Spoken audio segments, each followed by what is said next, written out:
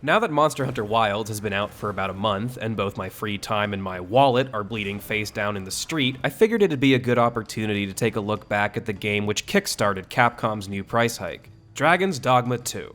Despite the original's poor performance in the West, what with having next to no budget and having to compete with a little-known game called Dark Souls, when word of a sequel got out, cultish, dogma-deprived geezers like myself were hopeful that finally, after 12 long years, our dream would come true, that a revolutionary open-world RPG would come along and shatter industry expectations. So what the hell happened?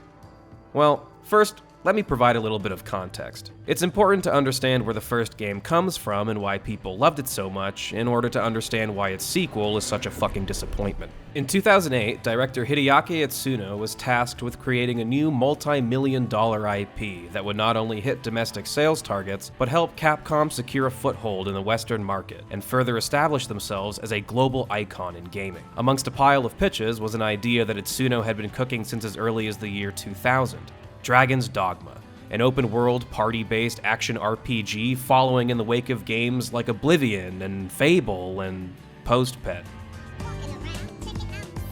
And inspired by classic JRPGs like Dragon Quest and doom-scrolling. And this amalgamation of disconnected influences and hyper-autistic specificity led to the creation of one of the jankiest, cringiest, campiest, most badass action RPGs of its generation.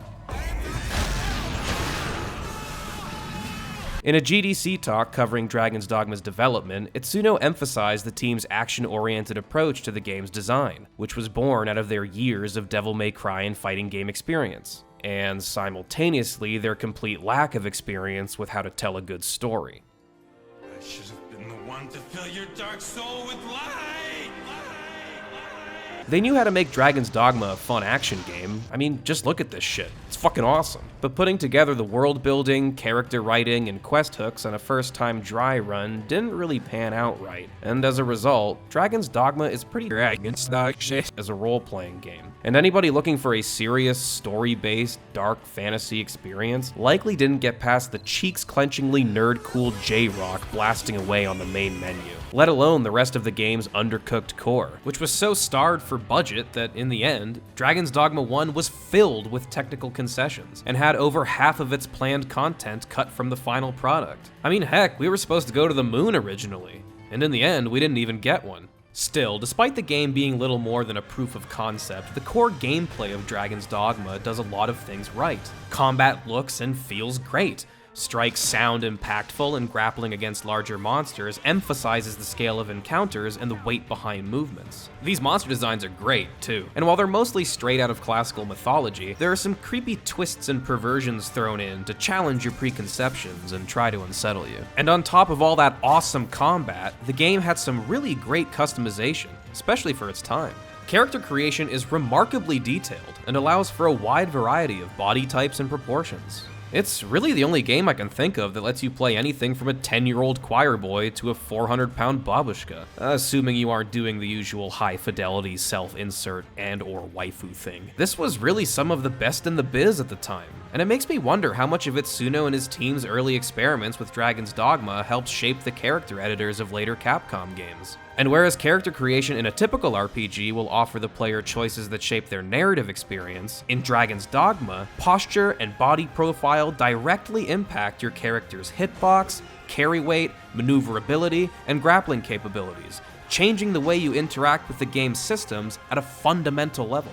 Unlocking new abilities and advanced vocations to further specialize your party members, called pawns, opens up a ton of room for mechanical expression. And the aforementioned variety from character creation, combined with the game's weapons and armor designs, which range from practical and stylish to fuck awesome ridiculous, and the number of combinations available from layering these various pieces of equipment, makes Dragon's Dogma a very satisfying fashion hunter experience. Throw in a bit of headcanonizing on the player's part, and both your Arisen and your chosen pawns start to feel like your very own custom D&D homies, where every member assumes a distinct combat role and supports the team in style.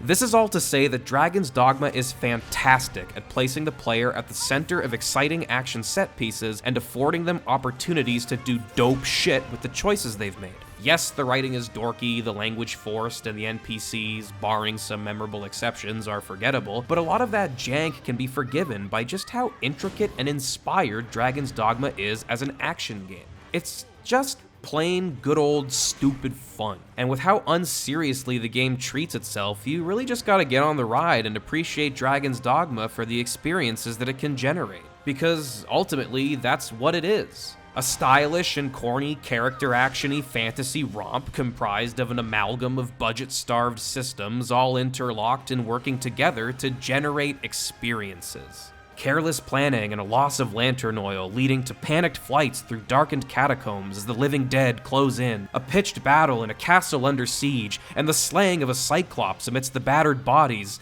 Moments of calm inter-party banter which cascade into roadside battles against beasts of myth. These systems grate against one another more times than not, but when they align just right and the trick is pulled off without a hitch, Dragon's Dogma's party-focused, action-oriented gameplay is capable of producing some truly organic and personal gaming experiences. And though it failed in its time to stand out amongst its competitors, Dragon's Dogma nevertheless managed to sell enough copies to prompt an enhanced re-release of the game under the title of Dragon's Dogma Dark Arisen, which expanded upon the original's combat with added abilities and monsters, while throwing in a whole new super dungeon's worth of content in the form of Bitter Black Isle. There's even some cool minimalistic storytelling going on in the background. All in all, it feels like a much more complete experience, and if the leap from Dogma to Dark Arisen was any indicator of progress, the series' trajectory seemed positive, and the following around it began to grow, in no small part to early YouTube videos like these flexing the game's animations on an unenlightened Elder Scrolls fattened populace. Dragon's Dogma looked tastier than ever by comparison, and the common consensus amongst fans was that a sequel would need to focus on improving the game's already stellar action by adding new and creative vocations, some much-needed enemy variety, and most importantly, a fully fleshed out cooperative experience. I mean, come on, you cannot tell me this shield toss wouldn't work better with a buddy. Fortunately, the team at Capcom listened when they produced Dragon's Dogma Online. Unfortunately, it never left Japan, and Westerners like myself were left thirsting for more Dogma. But with Itsuno's attention back on the Devil May Cry series, it didn't look like we'd be getting a sip of briny water anytime soon. The release of Dark Arisen on Steam, and a later So Bad It's Good anime adaptation, offered a little bit of reprieve, but it wasn't until the surprise launching of a webpage in May of 2022 commemorating the game's 10th anniversary that hope amongst the fans was rekindled. Was it really finally happening? Were we actually going to get a crumb of Grigori? Capcom had been absolutely crushing it with their remakes, game mechanics, and cooperative experiences, proving that they had the tools and the knowledge to pull together all the makings of what promised to become the one true, goated fantasy action RPG. And we all know how that turned out now, don't we? So it's no secret that Dragon's Dogma 2 had a pretty bunk launch and was rife with performance issues and missing the most basic of functionality, but I want to put aside its initial stumblings and focus on the game as it is today, for better or mostly worse. Now, while I'm gonna dive into Dragon's Dogma 2's problems in a little more detail, I first want to give credit where credit is due and start off with what I think the game does well. Aside from the obvious visual enhancements, which come with time and new tech, Dragon's Dogma 2's character creator is a standard-setting example on how to spoil a player for choice, with hundreds of customization options on offer and detailed tooling around finer facial details to allow for some seriously impressive or horrifically cursed creations. Such an inspiring visage. Combat, as expected, fucking rocks, and every action still carries that characteristic mix of weighty realism and over-the-top style the series is known for. Abilities with big setups have big payoffs, and landing hits on monsters looks, sounds, and feels rewarding. A first lap around Dragon's Dogma 2's map will no doubt hit you with all kinds of side quests and random battles, sure to trigger every emotion on a spectrum of badass to slapstick. And the added verticality forces the player to engage with a variety of diverse terrains, while adding a new, perilous dimension to every battle. There's a ton of improvements to Pawn AI, fleshing out their role as quest guides and pathfinders while addressing most concerns regarding their behavior. They feel more effective in combat, and putting together the right team can have a strikingly drastic effect on the difficulty of encounters. Travel is rarely boring, and you'll be doing a lot more fighting than in Dragon's Dogma 1. Like, a lot more fighting. Frankly, at times, it's absolutely absurd to imagine anyone in this game world making it from one town to another alive. This place is a hellscape, which is great, at least for gameplay purposes. And if you're just looking to engage with Dragon's Dogma 2 on a surface level, then you'll likely have a pretty terrific time with its combat. But, and this is a big but, good combat and pretty visuals alone are not enough to sustain a fulfilling experience. Maybe it's hypocritical of me to call a piece of media shallow. I mean, I'm a grown man on YouTube complaining about a video game, but Dragon's Dogma 2 is a kilometer-wide, ankle-deep vat of Gungy water. Now, in the interest of restraining my typically long-winded nature, I want to focus my feedback and ask the only two questions I think are worth asking of a sequel. Does Dragon's Dogma 2 improve on its predecessor, and does it stand up on its own merits? And if you ask me, which implicitly you are by watching this, Dragon's Dogma 2 fails to deliver on the desires and expectations of players who love the original, while also failing to secure the attention of new players looking for an immersive, narrative-driven action RPG. And while it deserves credit for being an at least mostly competently presented revival of the series, I really can't stress enough that for everything Dragon's Dogma 2 does as well or better than the first game, there's something else that it does just as poorly or worse. Vocations have been simplified to use fewer weapons and abilities, and several fan favorites from the first game have been removed outright. Pawn team-up abilities remain mostly useless, dungeons are bland and unrewarding, weapon and armor variety has been lowered, for reasons that I can assure you were batshit nonsensical, and regardless of which kingdom you're traveling through, you'll always be accompanied by the same palette-swapped cousins of the goblins, wolves, and harpies you've been killing since the beginning of the game. Since the beginning of the first game, really. The game world is a very boring space to inhabit. Quests are shallow and devoid of any meaningful stakes. The world state is mostly constant and independent of story progression. Key actors stumble through lines with the same accuracy and passion of a high school theater production, and entire plot points grind to a halt without any semblance of resolution or continuity. NPCs, with their supposedly fleshed out schedules, interpersonal relationships, and player affinities that so famously tanked PC performance that it led an entire player base to commit virtual genocide, feel completely barren of any individuality or any illusion of character. Nobody reacts to anything you do, nor to anything you've done. And despite the dev team working to improve their AI and limit their repetitive dialogue, your pawns are still absolute charisma vacuums, dementedly repeating recycled voice lines with the same wherewithal of a mewling, hungry house cat.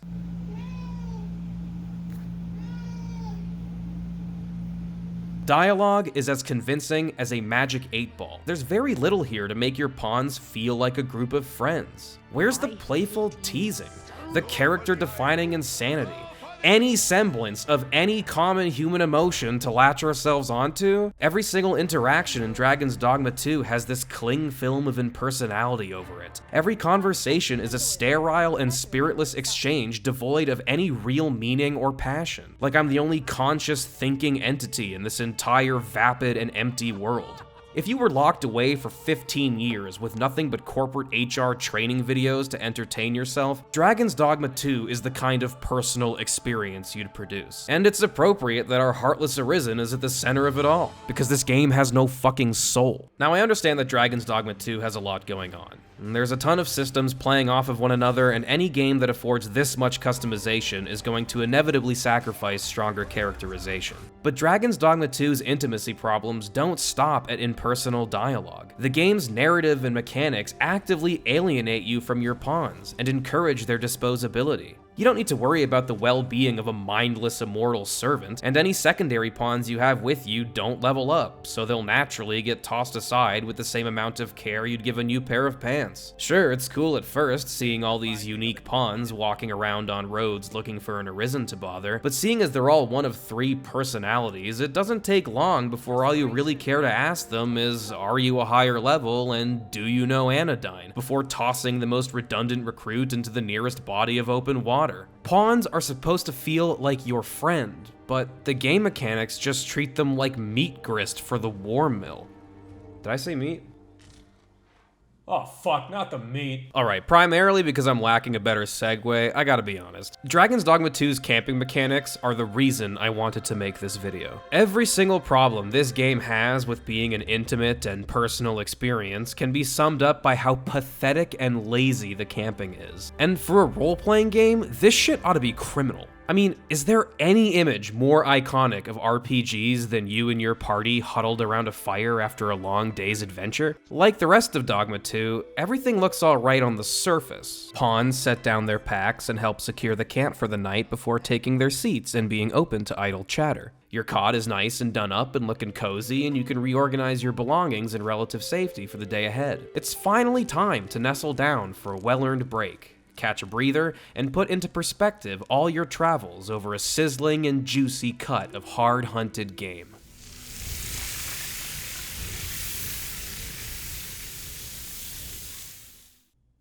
Ugh. Fucking... I really can't stress enough how much I fucking hate this. How much knowing that they did it to save money makes me fucking hate this. How much watching games journalists report on it positively makes me fucking hate this. How much seeing the carefully animated food porn present in other Capcom titles makes me fucking hate this. How much knowing they literally had conversations in development about camping and how fun it can be with friends with specific reference to cooking and still shit the bed this bad makes me fucking hate this. This is the perfect opportunity to put the effort forward and handcraft a scene where your gang of pawns are sharing drinks and food and just vibing. By throwing up a fucking MP4 of beef in a pan, completely removed from any in-game context, you utterly euthanize the intimacy of the experience. It is such a jarring disruption, this insertion of a disconnected event in a conflicting media format. It'd be like cutting to an ad in the middle of this sentence and picking up right where I left off, expecting you, the viewer, to still be following along as immersed as you were previously. It is not an artistic decision. It is a choice made for efficiency's sake, to cut costs, save time, and get a meal out of the whole deal. Now you're probably sitting there, rightfully so, as any sane person would, thinking I'm getting way too worked up about 4K beef, but it's really less the beef itself and more what the beef represents. The game's systems are undercooked, and they are born out of a history of taking shortcuts. Budgetary constraints on Dragon's Dogma 1 stunted enemy variety, limited the scope of the world and its locations, and introduced contrivances for anything too demanding to program. Rather than iterating on these points, Dragon's Dogma 2 reuses the same enemies, presents a larger but no more interesting game world, and canonizes the brine as a sort of eldritch Tilda Swinton, cementing one of the original's biggest limitations as a series feature. Now that latter part might seem like a nitpick, but when you look at modern open world games and compare them to Dragon's Dogma 2, with its world full of lakes and streams that may as well be brick walls and full of actual walls we can't climb despite having a climbing mechanic, the unfulfilled potential begins to stick out like a sore knacker horn. I mean, just look at the pawn system. It's the idea most central to the series' identity, and it exists purely as a compromise between network and single-player play. Multiplayer games have latency and server capacities and balancing to worry about, so if you're making a game on a shitty 360 dev kit, it's a whole lot easier to make it look like a cooperative experience than it is to actually develop it into one. And once you start to view Dogma through the prism of, oh fuck, this is due in 4 hours, the decisions they made in development stop being an unfortunate byproduct of budget cuts and corporate nepotism, and instead become the identifying quality of a series which simply has not grown in any meaningful way. It's just kind of hard to see why Dragon's Dogma 2 even exists. It feels like more of the same proof of concept stuff we saw the first time around, and between the two games, I'm not even sure which one I'd recommend to a first timer. The Venn dogmagram here is a fucking circle. And while Dragon's Dogma 1 gets a pass on some of this stuff, DD2 has no excuses for being this undercooked. It has the benefit of 12 years worth of lessons to take from Bitter Black Isle, Dogma Online, and Capcom's other titles, and an absolute trove of critical analysis and fan feedback to dig through dating back all the way to the GameFAQ days. Hey, it's Suno, remember bulletin boards? And beyond that, there are other games to look to for ideas. The games industry is constantly evolving,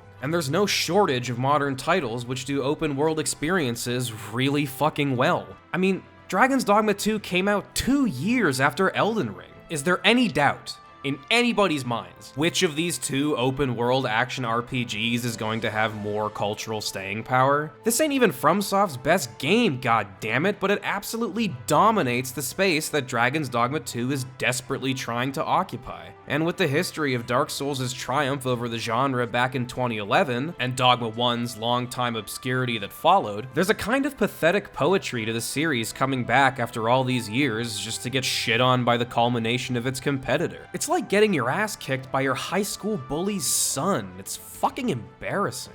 All anybody ever really wanted was more vocations with more monsters to kill, and preferably with a buddy or three. But instead, none of the lessons learned from Bitter Black Isle's sprawling dungeon and Dogma Online's multiplayer and deeper RPG systems carried over into Dragon's Dogma 2. And while I know it's not strictly fair to judge a game for what it does not do, Dragon's Dogma 2 is uniquely defined by its shortcomings. All of its greatest problems could have been solved by acting upon its biggest missed opportunities. As an experience-driven fantasy simulator, Dragon's Dogma 2 should be entirely oriented towards generating rich, organic, and personal stories. But everything rings so hollow and falls so short of what it could be that it's impossible to play for an extended period of time without succumbing to the ennui. And it's a shame Itsuno shirked every opportunity available to him to make Dragon's Dogma 2 a comprehensive multiplayer action game in favor of pursuing a more personal adventure, only to cobble together a world so hostile and alienating and full of characters so devoid of even the faintest illusion of critical thought that he ultimately produced one of the most isolating and inconsequential role-playing experiences I've ever had the displeasure of playing.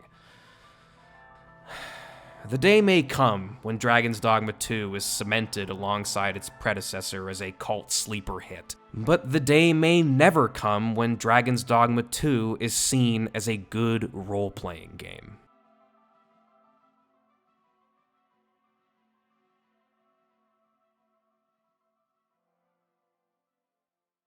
But I'm hoping to keep a semi-consistent schedule with new content going forward.